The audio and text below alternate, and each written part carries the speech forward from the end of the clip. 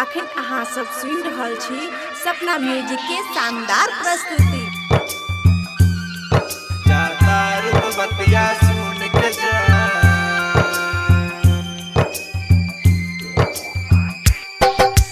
DJ Kanchan Raj, DJ Kanchan Raj, DJ Kanchan Raj, नीम चौक चौसीमा वैशाली। कायदे के गैलू धोखा सनम, कायदे के गैलू धोखा सनम, तन को नाइल माया हो। जाता रुत बतिया सुन के जा, जाता रुत बतिया सुन के जा, मलहम पटाइब नाया हो। जाता रुत बतिया सुन के जा, मलहम पटाइब नाया। कायदे के गैलू धोखा सनम,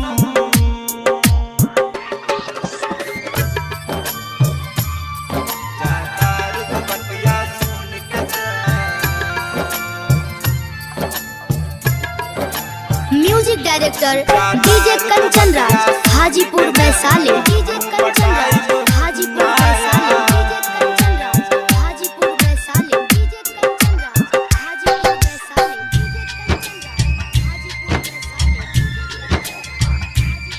तू दिल पे छुरी चलौलू हो, दिलू तू दागा गोरी हो। तू दिल पे छुरी चलौलू हो, दिलू तू दागा गोरी हो। बन गैलू जान पराया हो, बन गैलू जान पराया हो। जाता रुत बतिया सुन के जा, काहे धोखा देलू हमके सनम, काहे धोखा देलू हमके सनम, हम माल पटाइब नाया हो। काहे धोखा देलू हमके सनम, हम माल पटाइब नाया हो। काहे धोखा देलू प्यार में तू,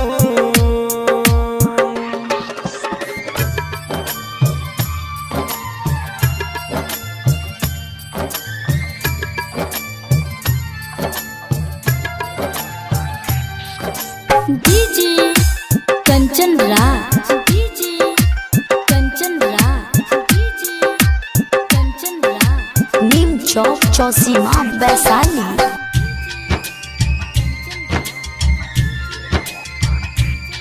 मंजित बस कैली प्यार गे,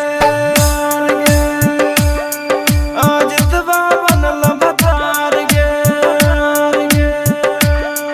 मंजित बस कैली प्यार गे, तोर बनलो जितवा भतार गे। दिल तोरलू रानी करण सिंह के, दिल तोरलू रानी करण सिंह के, चल गैलू दिल्ली छोरी के। जाता